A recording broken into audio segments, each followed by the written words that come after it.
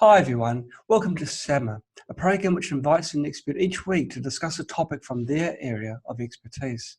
This week we are delighted to have Dr. Stephen Hussey to tell us how to study evolution to gain better health. Specifically, we're going to talk about cardiovascular health. Heart disease is the leading cause of death all around the world.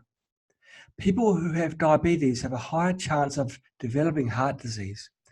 How does heart disease develop?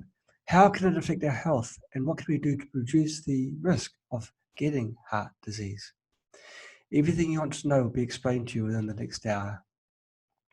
Dr. Stephen Hussey, MSDC, is a chiropractor and functional medicine practitioner. He attained both his doctorate of chiropractic and master's in human nutrition and functional medicine from the University of Western States of Portland, Oregon. Dr. Stephen has done deep research on the root causes of cardiovascular disease and how we can prevent them. He helps people create better performing hearts. Stephen, welcome to SAMA. It's fantastic to have you with us. Fantastic to be here. Thanks for having me. So, how did you first get interested in heart health? Yeah. I mean, it was largely inspired from my own personal health journey. Yes. I had a lot of chronic conditions and ailments as a child, starting from, probably when I was 2 years old. Yes. And I had like asthma, and I had inflammatory bowel disease, and I had terrible allergies. And I used to break out in hives all over my body. Nobody could tell me why. And I ultimately ended up with the autoimmune disease type 1 diabetes.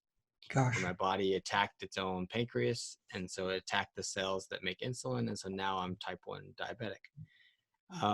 And so, as my parents and I were going to doctors and everything, and relying on them to help me manage these conditions and these things, I came across the information that being diabetic, gave you a 2 to 4 increased risk of cardiovascular disease Right. as you got older. And I asked doctors why that is, and they said, well, it's because the higher blood sugars over time cause vascular damage. And so we start to see things like, your eyes will go bad, or your kidneys will go bad, or you'll, Right. You have bad circulation, and that kind of stuff may lead to amputations, those types of things. And so I thought, wow, I'm predisposed to this. I need to learn everything I can Yes. about cardiovascular disease, whether that's of the heart or of the vessels that bring blood to and from the heart. Right. So I'd learn how to protect them, and so that's kind of been my passion. And so through all my education, I've always, my ears always perked up whenever I heard anything about cardiovascular disease, and I just kind of done my own research and just searched everywhere I could for what truly causes this condition, and then how do we best approach it. You've had a very unlucky childhood. Well, so this would have been quite a few years before you decided to do formal medical studies. Yeah, definitely. I mean, this started when I was 2 years old, but it got to be at its worst probably when I was 9 or 10 years old. So yeah, it's been a while. So I guess when you did start, you'll be very, very focused. You'd have a clear target.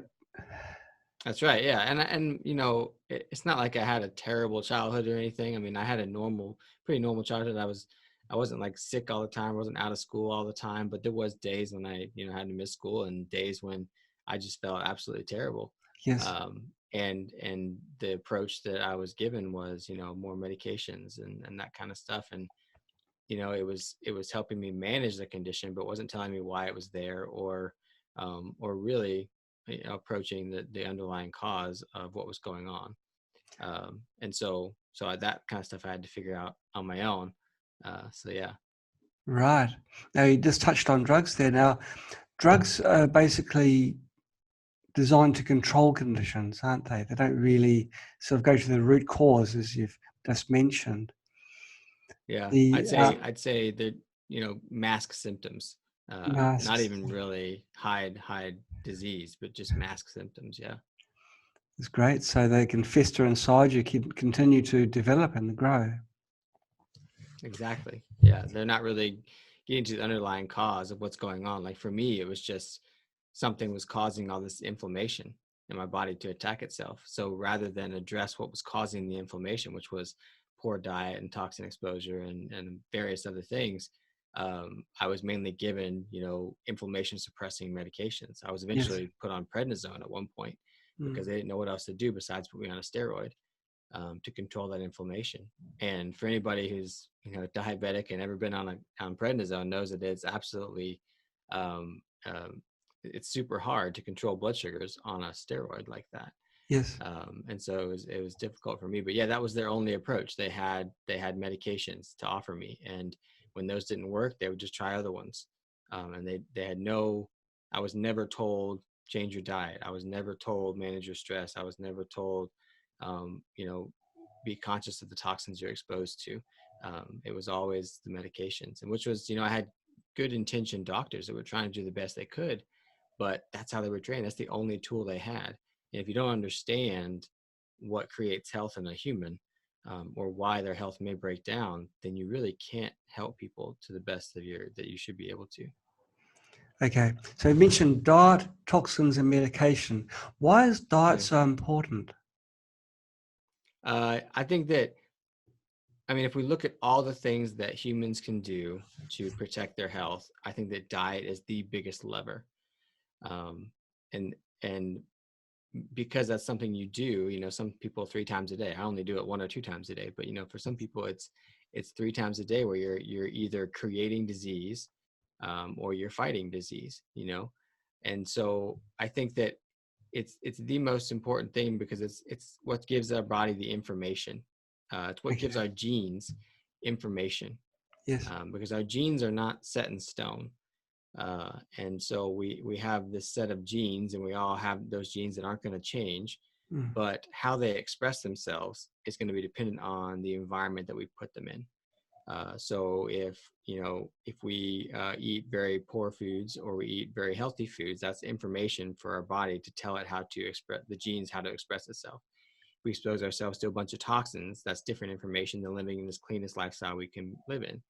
And so, um, since food is something that we do and everybody has to do every single day, then giving your body the best information possible for your genes to express themselves in the healthiest way, I think is the most important. And so that's why it's so important. And I think that, if we talk about things evolutionarily, if we look at the diet that humans evolved to eat over millions of years, the diet that literally, brought us from Australopithecus to modern day Homo sapiens, that like that's the diet we need to start mimicking. And that's unfortunately the diet that we've strayed from largely. And that's what's driving, I think, a large part of what's driving our chronic disease epidemic. Right. Now you developed your immune condition very young when you weren't in control of your diet, but that would have been presumably at a time when there weren't so many toxins around you. As a child, parents are very cautious about what foods they give their children. You wouldn't have been on the trash food that's available now, surely. So, Uh, I mean, to the contrary, I was definitely eating, the standard American diet. really, Very, very processed carbohydrates, very toxic food. yes, I mean, my parents didn't know any better. They didn't, I mean, and unfortunately, no matter what we do, we're going to be exposed to toxins. Even when I was 2 years old in 1988, like we're going to be exposed to toxins no matter what you do. So it's about being aware of those toxin exposures and limiting them to the best of our ability without freaking out about the ones you can't, because that's just not healthy either. And so yeah, I mean, even the most well-intentioned and knowledgeable parent is the child's still going to have some exposures. That's just the reality of the world we live in. right, That's why it's so important to limit the ones that we know about to the best of our ability. And my parents didn't know that. I mean, I was also fully vaccinated, which there's a slew of toxins that come with that. The food I was eating was toxic. I mean, I'm sure there's different aspects of the environment that I was in that was toxic. I mean, there's plastic, there's heavy metals, there's all kinds of things that can disrupt our physiology. And you combine all those things together, and that's not necessarily a recipe for disease, depending on how your genes react to them. right. So what does your diet look like now? What sort of foods do you eat? At this point, I'm 100% carnivore. So I eat all animal foods, and that's the diet that I've come to based on all my research and how my body responds. So I mean, I've made lots of diet changes Mm, when I started seeing that the way I live my life actually had an impact on my ability to manage these conditions, which nobody right. ever told me. Yeah. But so it's been kind of this not guessing game, but this I guess this hit or miss kind of approach. Seeing trying this diet stuff and see what happened, and this 100% animal based diet is what has given me the best health that I've ever experienced. So that's what I'm eating now, all animal foods. Gosh. You're talking to a vegetarian, don't you? No, I don't. I didn't know that. I mean, that Yeah. is, which I have nothing against. Oh, I Everybody's know, got their own no. path So to health. Uh, everyone to their own. Now, that's right. this summer's we're going to drill down on the cardiovascular side of the health side. Mm. Now, everyone knows the heart pumps blood around the body. Is there much more that does the heart play a larger role than that? Is there more to it than just simply pumping blood? I actually don't believe the heart pumps blood. I think it does a little bit of pumping, but it's not the mover of the blood in our cardiovascular system. Um, the heart, it functions more like a hydraulic ram, which is a type of pump. And if people, when it's hard to explain without having visuals, so people want to know what a hydraulic ram is and how it works. You can just YouTube a video of how a hydraulic ram works, and it'll explain it to you. But um, I mean, if you think about the size of the heart and the amount of work that it would have to create to pump blood throughout the entire body, it's pretty much impossible. There's no way an organ that size could do that. And they've actually done studies that show that if we look at the heart as a true pressure propulsion pump, which is what we think that it is, where it sucks blood in from one side and pumps it out the other. If you look at it that way, it's about anywhere from 15 to 30% efficient at doing that, which is not very good. And so there's no way that evolution would have created something that inefficient unless that's not what the heart's meant to do. So the way that the main way that the blood gets moved throughout the body is it has to do with water, and our blood is almost 50% water.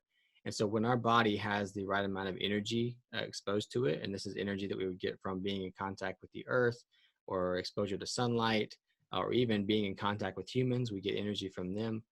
When water holds that energy, which it has been shown that it can through the work of Dr. Gerald Pollack at University of Washington, when it holds energy, it starts to form what's called fourth phase water or exclusion zone water, which is just a way that the water structures itself, and it forms that next to the lining of the blood vessels. And when it does this, it creates an energy gradient because the structured water is more negative, and then what's left in the middle is more positive, and that creates an energy gradient that actually moves blood. And they've shown this that this happens in the cardiovascular system, and so that's what's driving the blood flow in the arteries and the veins. But the heart does do a little bit of pumping, obviously, through the chambers of the heart. It's what gets things moving, and there's contraction. But the main role of the heart, I think there's two things. One is that it maintains the pressure in the system. So if we started to go running, our body would need lots of blood into our muscles, right? Mm, And so all the blood would go rushing to the muscles, to the arterial side of things. And if the heart wasn't there right in the middle between the arteries and the veins, then all that blood would be rushing there, and we'd get this imbalance in the system, and the venous side would collapse, and that would not be so good. And so the heart there is kind of like this damming up organ that kind of stops the flow of blood, so it's not too fast to the arteries getting that collapse in the system. So it maintains the pressure in the system, but it has to pump faster, obviously, when we're running, to get that blood moving faster. But it kind of keeps it balanced a little bit. The second role of the heart is that it's a vortex. So if you look at the way the muscles of the heart are oriented and how they're put together, when they contract, they spin. they kind of vortex or swirl the blood as it's being pushed out of the little the ventricles in the atrium. And the reason it's doing that is because spiraling or vortexing water is another way that increases the energy of the water. And so by increasing the energy, that helps us form that structured water on the lining of the blood vessels, which then creates blood flow. So in a way, the heart's responsible for the blood flow, but not because it's directly pumping the blood, but because it's it's energizing the water. And so Dr. Pollock in his lab has shown that vortexing the water, which there's water in our blood, vortexing the water in the presence of oxygen is what energizes the water enough so that it can form the structured water. So I think it's no mistake that, we get this vortexing of the blood and then it goes to the lungs and gets oxygen and then comes straight back to the heart to get vortexed again. I think that it's set up that way pretty beautifully. So that's what I think that the role of the heart is. It's not just a pumper of blood. It does a little pumping, but mostly it's a vortex and it maintains the pressure in the system. It may be concepts which mainstream medicine may take a while to accept, because the energizing water is currently poo-pooed by scientists. So Yeah. it may take a while. But Yeah. to think of the heart as a rudimentary pump, just forcing water through a hose, and when you consider how long the hose is. Mm-hmm. Well, there's really interesting evidence. Like if you look at an echocardiogram, and you see like the aorta sitting there, it's like this arch thing that the blood's coming out of the heart into the aorta. Like Yes. if I had a hose that was curled like that, and I turned the hose on and the water forcefully came out, it would straighten out, right? Mm. But what they actually see is that when the heart pumps, quote unquote, the blood, the aorta actually curls up, like there's a suction effect, like it's coming out, like being sucked out of the Yes. heart, Interesting. which is interesting, Mm. which would kind of refute the theory that there's this forceful pumping of blood out of the heart. It would when you think about it. Yeah, it's the interesting. the lymphatic system, does that work in a similar manner? This is what Carmela Walker's asking.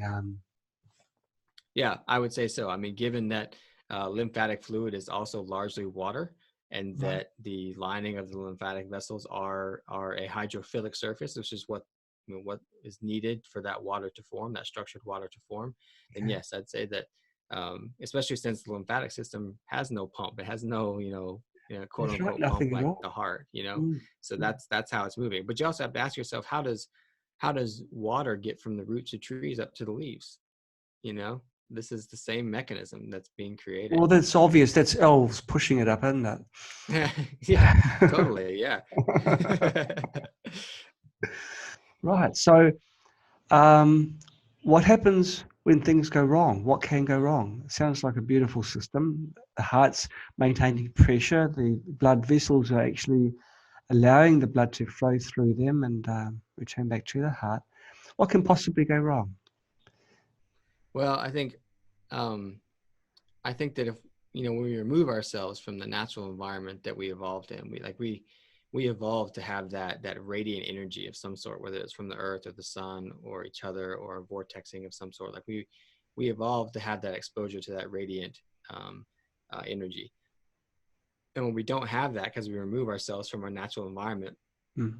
and we stay inside too much, or we live in a city where there's like no natural environment or anything like that, or we shut ourselves off from other people and there's no contact with others, then what can happen is that the heart can be forced to be more of a pump than it's designed to be, and it has to create more of that flow. And maybe it's not so much, it's not really making up for it. It's just that the water and the blood is not moving through things smoothly because we don't have that energy applied to the system. And so the heart is working very hard. And when that happens, we start to see an expansion of the muscles in the heart. Because I think it's having to work harder. I think it's having to burn more carbohydrates for fuel, which it doesn't like to do. Mm. The heart specifically doesn't like to do. And research, there's tons of research out there that shows that the preferred fuel source of a failing heart, someone with heart failure, is fatty acids and ketones. Okay. Um, and then and also it's just it since the waters and the blood's not moving through the system like it's supposed to, it starts to pool up in the heart, and that can expand it a little bit. And so that's what we see in heart failure. We see um, we see the heart go from this spiral like looking thing, kind of like shaped like a football, like an American football, to like a basketball or a soccer ball. It starts to look Right. the round, which is Mm, not the normal shape of the heart. mm. And so that's like the classic presentation or classic thing we see in dilated cardiomyopathy, or which is one aspect of heart failure. We also, in heart failure, we start to see edema or swelling. We see pooling of water in our feet or things like that. And again, that makes total sense when you think about it in this way, because if the blood is not able to move itself on its own by being energized enough, then it starts to pool in areas, as we start to get this like pitting edema kind of thing. And that's what we see with people with heart failure. So if the heart is having to be more of a pump, or having to where the water's not moving through the heart and the cardiovascular system like it's supposed to, we start to see issues, because this hydraulic system is just this hemodynamic system is just not functioning like it was Right. designed. Right. Right. And so when the heart swells up, it doesn't pump so efficiently, right? Or pump, okay? It doesn't provide Yeah. enough pressure for the blood to then flow through your vessels. I guess some cells in your body will become damaged because they don't have the oxygen that they require. But Yeah. can you, so what is a heart attack? What people term a heart attack? Yeah. So I mean, what's usually thought of what is a heart attack is there's some type of blockage that happens, that in a coronary artery, in an artery that supplies the muscles of the heart. And so that could be a slow progression of atherosclerosis that builds up in the artery that eventually blocks it too much. Mm.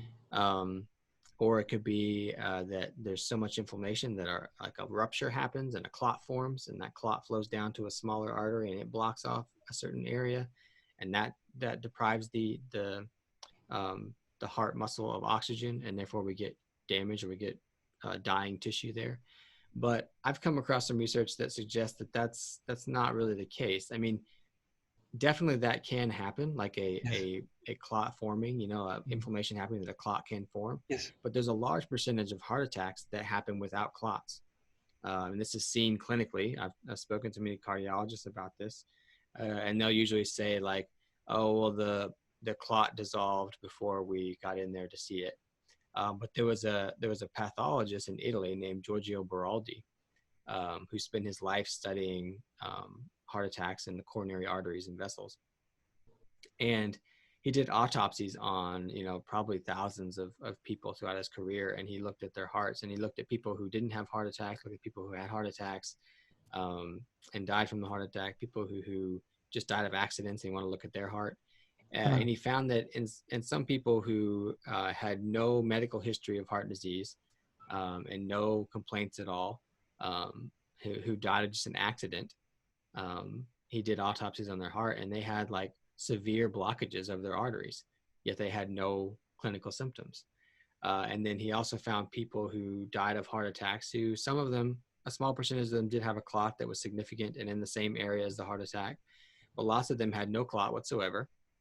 Lots of them had, or some of them had, a clot in an area that was totally different from where the heart attack happened. Some of them had a clot that was present and sort of in the area where the heart attack happened, but it was too old, like it had been there forever, and this heart attack just happened to this person. So there was these things that just weren't adding up. And so then he also did these studies where he found that um, he did this, what he called the plastic cast studies, where he took these autopsied hearts and he pumped them full of a neoprene or a latex material, and he filled them up full of that, and then he waited for that material to harden, and then he dissolved away the rest of the tissue with hydrochloric acid, and he was left with this perfect cast of the arterial system of the heart. Right. And what he found was, and I've seen this kind of stuff like at the Body World exhibits that they have around, they do this with different organs and different animals and things. But what he found that anywhere that there was a 70% or more blockage of an artery, that the heart had built a collateral system of arteries around it. And he said anywhere from 16 to 33 different arteries built around it, depending on the size and the extent of the blockage. And that was not just in some places, that was everywhere that there was a more than a 30% blockage. The body had bypassed it itself Good already. gracious. I know. Yeah. And so, and most cardiologists will acknowledge the presence of these collateral arteries, or just collateral arteries in general, like that are not main arteries. But I don't think they really acknowledge the fact that of Beraldi's work that they were bypassing these. And so I've had cardiologists tell me that, yeah, but it takes forever for those collaterals to form. And so there's no way that if a blockage formed that they could form itself in time. And that could be the case if there was a rupture that forms a plaque and that kind of thing. But if it's this Right. atherosclerosis buildup, I have studies that show that these collateral arteries can form within. I have one that shows they can form within 7 days, and one that shows they can form within 4. So all that to say that this whole theory of these blockages driving this heart attack mechanism may happen sometimes, but it definitely doesn't explain all the heart attacks that we see. So, go Yes. ahead. No, you go. This is the story. I don't want to interrupt. Yeah. So that was a big lead into what I think does drive these heart attacks where we don't see a blockage. And to me, it's happening because of 3 things. One, it's happening, well, these three imbalances happen that when they come together and the stars kind of align, we get a heart attack. And they are that we're not very well fat adapted, meaning we're not adapted to burning ketone. We're not metabolically flexible. You don't have to be burning ketones all the time, but at least be metabolically flexible, which the majority of people are not, because they're too reliant on carbohydrates. The second one is oxidative stress. So when your body has too many toxins or it burns too many carbohydrates for fuel, we end up with this state of what's called oxidative stress, where these molecules can cause damage in our body. And the problem with that is that depletes nitric oxide in our system. So remember that. Right. And then the third one is an imbalance in our autonomic nervous system. And our autonomic nervous system is just the system that our body has that's interpreting our environment and determining whether we're in a safe or threatening environment, and giving your body the correct signals it needs to have the appropriate response. We need to run away and get away from this threat, or are we okay? We can relax, we can have a meal, we can sleep, whatever. And so we have this imbalance in the autonomic nervous system. We kind of get stuck in that stress response because we have all these unnatural stressors of our modern world, what I would call unnatural stressors compared to our evolved physiology. And so those 3 things, if we get those imbalances, which are very common in the modern world, they can set things up to where we get this heart attack. And this is kind of the series of events that happens. So we have somebody who's not well fat adapted, and they have high levels of oxidative stress, and that's depleting nitric oxide. And then we have this imbalanced stress response where they're in this fight or flight state. They're in a stress state all the time. And this is very interesting because there are studies that show that heart attacks are more common on stressful days of the year. They're more common. They're actually most common on Christmas Eve, which is sad, but also Mondays and major sporting events or summer holiday, like these times, I guess, tend to stress people out. And so when we get this stressful event that happens, we're already imbalanced in our stress response, and then we get this major stressful event. It could be loss of a loved one or just major stress at work. And what that does is normally what should happen is that our stress response signal, whether it's non-stress or a stress state, should get communicated to the heart and other organs, but to the heart. And if we get that stress response, we get a surge in what's called sympathetic signaling to the heart. And normally we should also get a lesser surge of parasympathetic activity, which is the non-stress state, and that keeps it balanced. And that's how it's supposed to happen. However, for that parasympathetic signal to get transpired to the heart cells, it needs nitric oxide to do that. And so if we have this high oxidative stress, or we have damage to the lining of our arteries, which is where the nitric oxide is made, we can't make nitric oxide. We get depleted nitric oxide. And so then we get this surge in stress response without the surge or the lesser surge of the non-stress response, because the nitric oxide doesn't allow it to get in. And that's a problem, because when we get that huge surge in stress response, that causes physiologic changes within the heart tissue. And we see the same type of changes in skeletal muscle. When we go for a run, that's a very stressful thing for our body, and it's a good stress. We want to do that to challenge things. Um, but when that happens, we start burning more glucose. We start using glycogen stores in our muscles to create the energy needed to get us through that run. And so what happens from that is when we start burning glucose, we get a buildup of lactic acid and hydrogen ions in our muscles. And that's what creates the muscle burn that we feel when we go for a run. And luckily, if the burn gets too bad, we can just stop running. And that lactic acid is pumped out within the hour.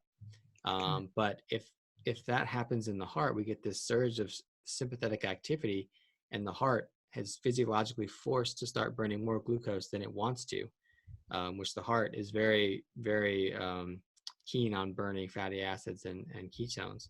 But if it burns more glucose, we get the buildup of lactic acid in the heart. And that's the characteristic angina that we feel. We feel this burning pain in the heart. And, we can stop running, but for our skeletal muscles, but the heart can't stop, contracting. And so what happens is we get this continual buildup of lactic acid, and that does two things. One, it interferes with the calcium absorption into the cardiac cells. And without calcium, muscle can't contract. So we get a decreased contractility there. And then the other thing it does is it creates a swelling because this lactic acid is building up in there. And so normally the pressure gradient is higher going from the blood vessels to the cells so that it can get into the cells. But now with the swelling, the pressure is greater, and it's forcing the blood out, and the blood can't get in. And so that creates hypoxia or lack of oxygen, and we get tissue death. And so that's the other curious thing that Beraldi found, is that sometimes he did find a clot in the area where the heart attacks were happening, but there was evidence that it occurred after the heart attack, meaning that this swelling and everything kind of created this pressure that dislodged a plaque that was already there, and that broke off afterwards. And so that's I think what's driving a large percentage of heart attacks. I don't know exactly what percentage. I've never been able to find I found a lot of statistics, but they're so all over the place. Nobody really knows exactly how many occur without blockages, but there's a large percentage that occur without them, and that's I think the mechanism that does it. Okay. The precursors to heart attacks, which you've described now, they sound gradual, whereas heart attacks are an incident. It's a very sudden shock. So, how would your process, how could that possibly create something which happens instantaneously rather than something which is a progression of illness? Well, because those things are building up over time, and Yes. as they get worse and worse, they result in an event like this. Okay, I understand. It's not, yeah, these things take time to develop. These imbalances take time Yes. to develop, or they take time to get bad enough that they cause this. Plus, I also think that it's like I said, the stars kind of align. Like these three things have to happen in a way. Like we could get a normal stress response, but let's say we don't have enough oxidative stress, we still have nitric oxide, that's fine. We're still getting the balanced signal. Or let's say we get a major stress response, and we get the proper signal, or we get the improper signal. However, we're very well fat adapted. And so the heart cells are just less likely to start burning glucose more than ketones, because we're adapted to burning fatty acids and ketones. So that's helpful as well. So there's various things, but if all three of these imbalances happen to an extent that we're setting ourselves up for this, then that could predispose us to these things. And it's just very curious that we found research that shows that the older you get, the harder it is, or the more likely it is for your heart to burn glucose instead of ketones for whatever reason. That's just what we observed. We found that as you age, you get higher levels of oxidative stress for whatever reason. That's just what we observed. And we've also seen that heart rate variability, which is the number one measure of our stress response, declines as we age. Right. And that's a few things that are aging just in general can predispose us to those things. along with all the other things that we've talked about, toxins and poor diet and all that stuff. You've mentioned nitrous oxide a few times. What is the role of nitric oxide?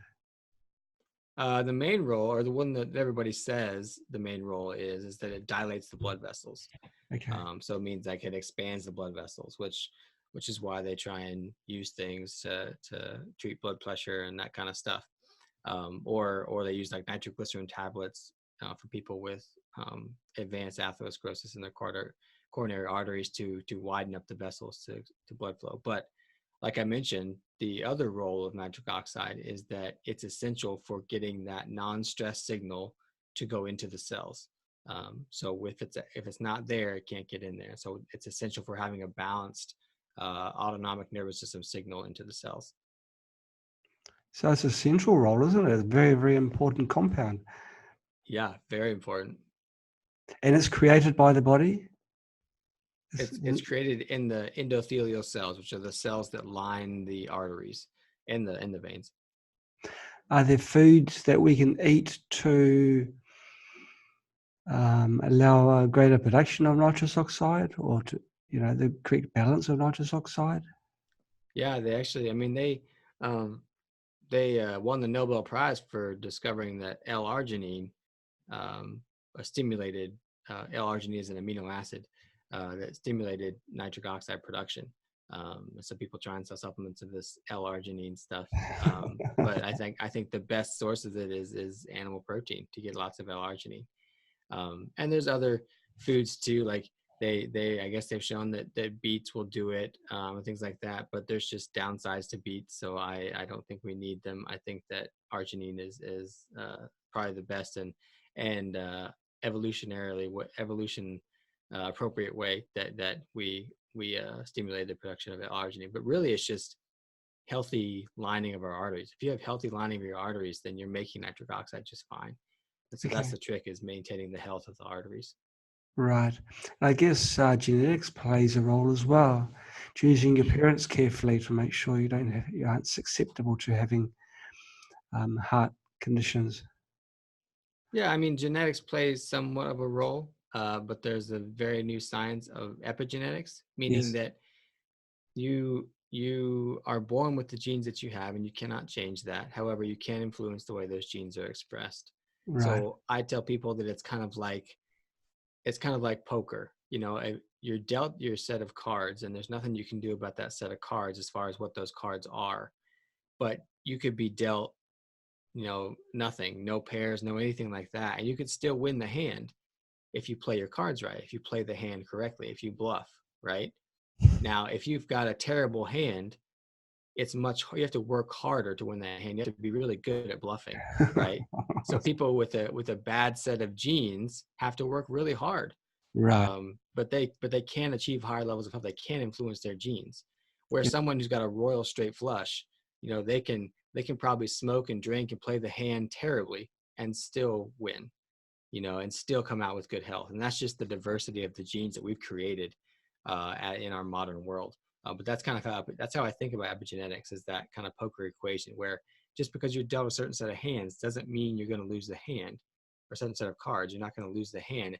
It just depends on how well you play the hand, and depending on how good the hand is you're dealt will depend, or will tell you how hard you have to work. So some people, like I said, like me, I was dealt, I'd say a poor hand. And I've had to work hard to get rid of all those ailments that I had. And I have, aside from type 1 diabetes. But I just had to work harder than, those people that smoke and drink and don't pay attention to diet and live to their 100. We all know those people. We hate them, don't we? Yeah, right. They're annoying, but they've got that royal straight flush. So. Right. I'm still struggling with the link between heart disease and diabetes. Now, diabetes, in your case, was an autoimmune condition where your own body was attacking the pancreas cells. But where does the heart come in there? So that's because no matter what I do, no matter how hard I work, and I work very hard, and I have, very well controlled type 1 diabetes, but Yes. no matter how hard I work, my blood sugars will be higher than the average person's. Okay. I'll never have the control that an average person has. I understand. And so with higher blood sugars, what that does is higher glucose in the blood will what's called glycosylate things. So it'll glycosylate the red blood cells. It'll Okay. cause damage to it, basically. Yes. Yes. It basically causes what's called advanced glycation end products, which means molecules damaged by too much sugar. And those things act as free radicals in the body. And free Okay. radicals are I tell people that they're like the Looney Tunes Tasmanian devil. They're running around wreaking havoc. Yeah. That's what they do. And Mm. so the more of those we have, the more damage we're going to cause. And since things get transported in blood, then blood vessels usually take the brunt of that damage. Okay. And so that's where cardiovascular disease comes Understand. in when we have higher blood sugars over time. So yeah. I understand. Thank you for putting it in simple terms. Now, Yeah. I'm loath to ask this question because, as you know, I'm a vegetarian, and Hmm. why is eating meat so good? Is it good for just you, for your body type, or do you consider a carnivorous diet beneficial for most people? I definitely consider an animal-based nutrition to be the optimal human diet. I don't think that everyone has to be 100% carnivore. Obviously, that's just silly. I think that for some people, eliminating all plants can be the difference between health and disease. And I think that when we look at um, humans and where we came from evolutionarily and anthropologically, Yeah. uh, meat and animal foods is what made us human. It's what literally took us from being the more ape-like creatures that we were, the Australopiths, which you know we didn't come from apes. We came from a common ancestor a long time ago, but we were more ape-like when we were Australopiths. And when we started eating meat about 2.5 to 1.8 million years ago, we saw this huge evidence in archaeological evidence that showed us we were eating meat. That's when we became human. That's when we started increasing in stature. That's when our brains started getting bigger. That's when we started walking upright. Like that's when these changes happen. Like this is the diet that made us human. And there's studies that show that when you look at the stable isotopes of nitrogen in the bones of the early modern humans and the Neanderthals, that they showed that we were eating, that those people were eating a diet that was almost more carnivorous than known carnivores of the time, um, like other saber-toothed tigers and things like that. Yeah. So that's the diet that literally made us human. And so to in my thinking, to blame an ancient food like that on a modern disease, something that's only happened in the last, at most 200 years, and really the only last 50 years in the epidemic we've seen, it makes no sense to be blaming saturated fat and meat for heart disease when we've been doing that for literally millions of years. And heart disease, in the epidemic that we know it, has only been around for 50 to 70 years. Now, there was evidence of it back in ancient Egypt, but people in ancient Egypt, it's well known that they ate lots of grains and very little animal products. And so there's signs of heart disease within civilization, but it's only been this huge problem, this epidemic, in the last 50 to 70 years. So there's no way it can be saturated fat and meat that's causing that. And so that's that side of things. But then the other side of things is that our body, our digestive system is set up for eating animal foods. It's not really set up for uh, plants. So if we look at um, if we compare ourselves to some of our closest ancestors, like the chimps and the gorillas and bonobos and things like that, they have very small intestines and very large intestines, and that's because they eat a lot of plants, and they need to ferment those plants to actually turn them into short chain fatty acids. So, and this is what a cow does too. It does this with grass. And so in a way, these animals are eating a high fat diet, but they're just very good at fermenting those foods and creating fat from them. Whereas we don't have that. We have a very long, small intestine, which is where we absorb foods. And we have a very small large intestine. And so we're not really designed for that fermentation. We can't really do that. We need foods that are very bioavailable. The nutrients are right there, and that's animal foods. Um, so so yeah, I mean that's one of the adaptations I think that humans did. But the other thing was cooking. That's something that we have uniquely developed, that really gave us an advantage. So we could break down certain foods, but also um, our stomach acidity is. I mean, if you look at our stomach acidity, it's like 1.5, and most herbivores are somewhere up in like 5, 6, 7, that area. And most omnivores are around like the 3, 4 area. Carnivores, like known carnivores, like lions and dogs and things like that, like wolves and things, they're like 2, and we're 1.5. Like our stomach acidity is so low, like we're on the same level as other carnivores. The reason being is that we evolved eating raw meat, and we needed that high stomach acidity to kill bacteria that may be there. And so that's the diet that made us human. A lot of points you've thrown in there. I've got a theory that wearing gloves brings on cold weather, and it might be a similar thing with this with the diet. When you're saying when we're eating meat, then our brains got larger. But many other animals also eat meat, and their brains aren't as large as ours. Yeah. Well, you could also say that the hunting is also what expanded our brain. There's a prominent paleoanthropologist named Mickey Bendor who talks a lot about this, and he's saying that the coming together in social networks, and then the strategizing of hunting, where you had to anticipate where your prey was going to be. You had to interpret signals, because hunting is difficult, especially when it's this open expanse, and we were learning how to do it. And that also drove the evolution of our brain. We had to think a lot more. Where farming, it doesn't really take that much thought. You just put a seed in the ground and you water it, and it doesn't really take complex thinking like that. But yeah, so that's another reason. But we also see that we were evolving to have these digestive systems that could absorb things very readily, as long as they were bioavailable, like in animal foods. And so we were doing that for millions of years, and then all of a sudden we started cooking it. Like maybe 80,000 years ago, we started using fire and cooking it, and that made it even more bioavailable. And that's when we really saw an explosion of our brain size, is when we started cooking meat. That was the big thing. Okay, not cooking vegetables, I mean.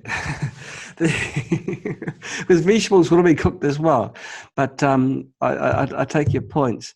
Now, we've talked about the problem. I'd like to talk about the solution. Now, you talked before about the modern American diet. What's wrong with the modern American diet? I mean, it's tasty, it's convenient. We've got to go into a supermarket and hunt it down, so it's still got the hunting strategy. What's so wrong about the American diet, or other Western country diets for that matter? What's wrong with it is it's pretty nutrient void.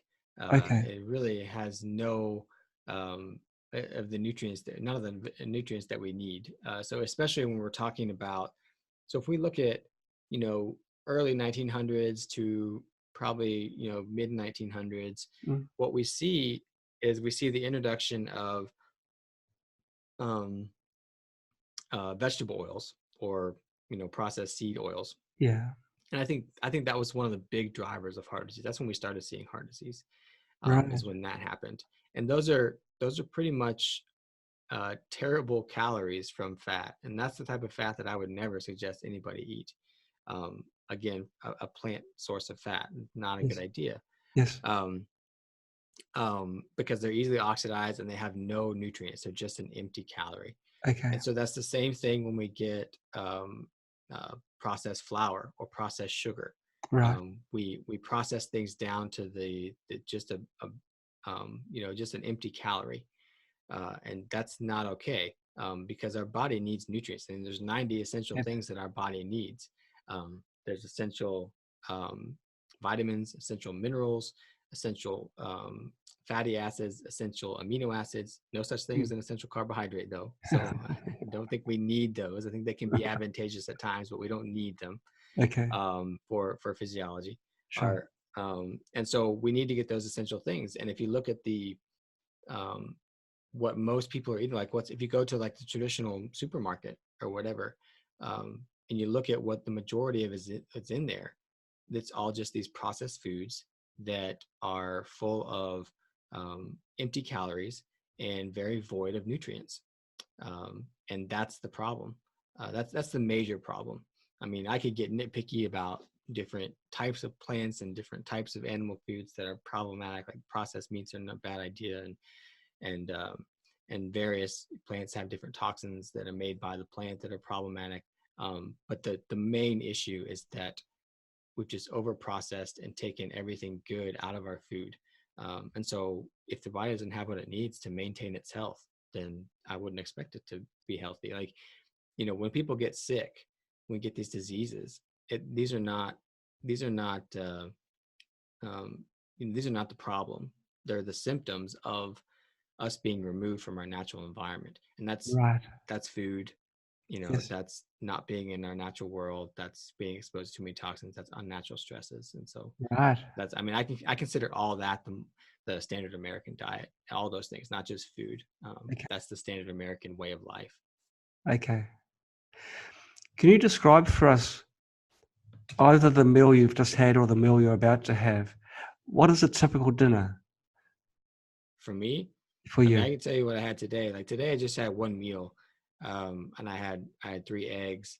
I had a small, like 4 or 5 ounce steak, and then I had bone broth, which I make sure I have like good marrow bones in there, so there's plenty of good marrow for the Yes. fat. Mm. That's what I had today. But at other times I'll have sometimes I'll have bacon, sometimes I'll have sardines, sometimes I'll have what else do I do? I mean, sometimes I'll not just have the steak. I'll switch it up and have like some chicken or pork or something like that. But I usually stick to red meat. Okay. Um, yeah, but just variations of those things. But I mean, I'm so satiated with this diet, and I'm running off of fats and ketones that I really only need to eat once a day, and maybe twice if I feel like it. But I eat within a 6 hour window, and then I'm fasting the rest of the time. Right. And you don't feel hungry while you're fasting? No, I mean, maybe the few hours before it's time to eat again, but no. I mean, it took me a while to get there. I mean, when I first was going from a carbohydrate based metabolism to Mm. a fat or ketone based metabolism, like it took me a while to get there. But yeah, like it's pretty amazing how food doesn't run my day anymore. I get everything I need, and I'm getting it in the most bioavailable form, which is an Okay. animal food. I can absorb it very, very well. Yeah. Um, and as long as I'm sure to do things like bone broth, so I'm getting all the minerals I need as well, Mm. and Mm. do things like sea salt, which is very important for replacing the minerals and electrolytes, then yeah, I'm doing amazing. It's the best I've ever felt in my life. What oils do you use in your cooking if you do frying? Oils, I don't use any oils. I'll use fat though. I'll use like beef tallow. Okay. Sometimes I use grass-fed butter, but I cook it at at the lowest temperature I can, trying not to damage things, because the plant oils are very easily damaged, Yes. um, whereas the beef tallow and and the butter are less so as you cook them at lower temperatures. You said before that some plants have got natural toxins, and you said you weren't going to just touch on them because you're going to give other examples. Can you touch on a few, please? I'm very Yeah, interested. for sure. So the most famous plant toxin is gluten. Everybody knows that one. And gluten is a lectin. So it's just in one category. It's just one of plant toxins in a category called lectins. And lectins are found in high amounts in grains, all grains, whether it's wheat, barley, rye, oats, rice, whatever. Um, and also found in higher amounts in legumes, so beans, with lentils, peas, Mm. beans, those types of things. And they're also found in fairly high amounts in nightshade vegetables. So we're talking peppers and eggplants and tomatoes and potatoes. Those are pretty high in lectins. There's there's the phytic acids, which phytic acids are notorious for stealing our minerals. And phytic acid are found in things like the grains again, but also the beans. Corn is another big one that has phytic acid. Gosh. And there's actually a really interesting study showing um, that when you ate, someone ate oysters, and oysters have a lot of zinc in them, and so Yes. they were measuring the zinc absorption from when someone ate oysters, and when they ate the oysters by themselves, they got like 90% zinc absorption. When they ate it with corn, they got like less than 30. Gosh. So this phytic acid definitely binds minerals so that you can't absorb them. That's the problem. Wow. Um, then there's oxalates. Oxalates are like these crystalline-like structures that are found in high. I mean, they're found in a lot of different foods, but they're found in high amounts in things like spinach and kale and sweet potatoes and chocolate and almonds, things like that. They're in really high amounts there, and some people with really bad reactions to oxalates, and you get them out of their diet, and it's just you feel amazing. Some Oh. people handle them okay, and that's Yes. Yes. fine, but I can't say that they will forever. Yeah. Um, but there's also I don't know. There's lots of different toxins. There's tannins, which are found in a lot of teas. It's a But toxin. there's Tannins supposed to be good, aren't they? tannins. No. They're bad, and all these things are just. I mean, you got to think about it evolutionarily. Like no no living thing on the planet wants to be a meal for another living thing, and so every living thing has a defense mechanism. Our best defense mechanism is our brain. We can outthink anything pretty much, and we still do sometimes. But an animal, its defense mechanism is to run away, Mm. um, or fight you off if it has the ability to fight you off. Mm. A plant can't do that, so it has to defend itself somehow, and that's what these plant toxins are. They're plant defense mechanisms, and there's not a plant on this earth that doesn't have one, doesn't have a defense mechanism. And lots of them were evolved not to defend from us really, but to defend like insects and things. But our cellular structure is pretty similar to insects, and so it affects us as well. It's not exactly the same, but it's biosimilar, Right. and it affects us as well. And so we just have to think about those things. And so it's interesting to me that you know humans have developed things or developed techniques they can use to make plants more tolerable to us. Like we sprout things that are inedible unless we sprout them, or we soak beans because they're inedible until after we do that. We can't, or we cook them for a long time, or what do? We ferment things, and that can decrease the amount of toxins. That's what these techniques are. They're decreasing the amount of plant toxins there so that we can tolerate them, but they don't eliminate plant toxins completely. They just make this so that we can tolerate them. And so I think that humans have this very unique um, and very advantageous ability to eat plants and burn carbohydrates if we need to, and that gave us a survival advantage. That's what helped us survive and grow in big Mm. numbers. Mm. Because I think that we killed off our food supply, which is the megafauna that used to be around when we were evolving to be human, and we were so successful at hunting them that we killed them off, and then we were forced to evolved to do this other thing, which was to rely on these plants, and that's when agriculture started. Um, and so when I look back at that and think today, well, I don't, I have access to whatever food I want. Why don't I eat a food that most of my genes are more evolved to handle? Yes, I can handle some plant foods and some carbohydrate foods, which all carbohydrates come from plants. Um, but that doesn't mean I should rely on them completely, because I think there are downsides to having a carbohydrate-based metabolism and exposing ourselves to plant toxins. And I think there's lots of downsides, and a lot of it just hasn't been researched yet. Wow. Was as an angle I hadn't really thought about. Now, plants provide a package of food for both us and the animals. It's called fruit. I guess fruit wouldn't have toxins that you're suggesting. No, fruit does. I mean, glucose I would consider, or fructose, but I would consider a toxin. Fructose is terribly harmful to our liver. I think that high fructose corn syrup, and the amounts that we get that Oh. fructose in Mm. are terrible for us. And so that's not to say that's how much you're getting from a fruit, but we've bred fruit to be sweeter and have higher amounts of fructose. And like this is not the fruit that we would have been eating, a million years ago. This is way different, way higher levels of sugar, and we have access to it year round, which is not evolutionarily appropriate. Like we would have had fruit once a year. And so that's how we evolved. We evolved to have some sugar one time a year, and we would store that sugar, because the only time you store fat is when you spike insulin, and the only thing that will spike insulin is sugar. And so you store that extra glucose as fat so that you have it for the winter when it's not around, or maybe you weren't successful hunting that week, and so you had a little extra to keep you going. That's just how our physiology evolved. But now we just eat fruit all year round in these unnatural amounts, and it's much bigger and sweeter. So I would consider fruit a toxin. But there's actually a paper by Bruce Ames. It's called Plant Pesticides 99.9% Natural, meaning made by the plant itself, not that we've sprayed on it. Right.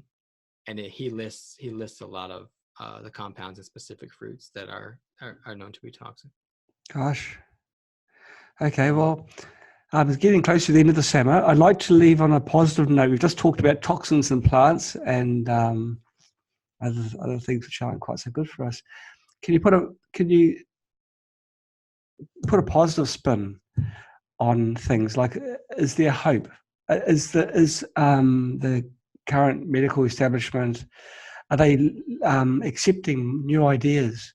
These ideas of yours, I guess, would be met with a wall of resistance. But are they softening up? And I'm trying to struggle to find something really positive to sort of end things on. Yeah, of course. Yeah, I think that the future is extremely positive, because I think that for a long time there's been this reliance on doctors and healers of any sort. Yes. For health information. And I think that, with the invention of the internet, you can say bad things about it or you can say good things about it, but that has allowed for the mass spread of information. And I think that there is a very big waking up happening about health, and the more information that we can spread, which is what I'm trying to do, is just spread information. Am I right? Am I wrong? It doesn't matter. I'm just spreading information, and people have to do their own health experiments. And that's what I think that it's empowering to people to know that they can take back control of their health. It may take some trial and error, but you're really not going to go wrong with trying to improve your diet, with Right. Decreasing your toxin exposure, with getting back into nature, with having loving relationships and community, and these types of things. Like, these are the things that humans need to create health. And it's just amazing that people don't have to rely on anybody to do that. They have complete control over whether or not they do that.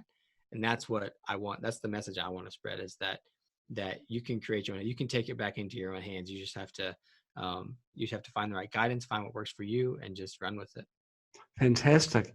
Do you have a website, Stephen, or any resource available for viewers who are watching this video and think, well, I want to learn more? Yeah, definitely. My website is resourceyourhealth.com. And that's where I run my health coaching through, and where I do my blog, which I mainly blog about the heart. And then I'm also on social media. People can find me on social media, on Instagram and Twitter and Facebook. And that's just Dr. Stephen Hussey, Dr. Stephen Hussey. They can find me there. Fantastic. Well, thank you so much for coming onto our show. It's been fantastic talking with you. You've turned a few things on their head, a few ideas I had, which I thought were set in stone. You've now put them to question. And so it's great to be here. Thanks so much for having me. I love doing these things. Yeah, no, thanks once again. Okay, and thank you viewers for watching. Okay, thank you. Bye-bye. Bye-bye. Well, thanks, Stephen, once again. It was fantastic talking to you. It was very pleasurable. Of course, I oppose vehemently what you say about the meat, but I understand. Your viewpoint, and yeah. Now, saber-toothed tigers never existed whilst humans were alive, but that's an analogy between that and other things. Yeah. What'd you say? Oh, saber-toothed tigers were extinct when we started walking when we became bipedal. Oh, I mean, I mean, it was other carnivores at the time. Maybe not saber-tooth Yeah, no, tigers, I but whatever understood that. carnivores were. I understood Yeah, that. yeah. So yeah. I mean, but I mean, you also have to realize that uh, chimps and bonobos and gorillas have been eating their plant-based diet for millions of years, and they didn't grow big brains. So there must have been something that we did to grow them. Uh, and so to me, that was a high-fat diet. And considering the fact that there's absolutely no sound evidence that high fat and meat causes any type of disease, it's all been associational evidence, it's all been epidemiology, then there's no reason not to demonize it, which it has been demonized, and that's Yes. a shame, Yes. I think. Well, it's been demonized because that's creating a market, isn't it, for those little round. Yeah, for the processed foods, you know. Yeah. Yeah, I've really, really enjoyed our talk. Thank you so much for your time. Well, you have a great of evening. course. Yeah, you as well. Thank you. Good talking to you. Good Okay, meeting you. same. Same. Okay, you take care. Bye bye. Bye-bye. Bye bye.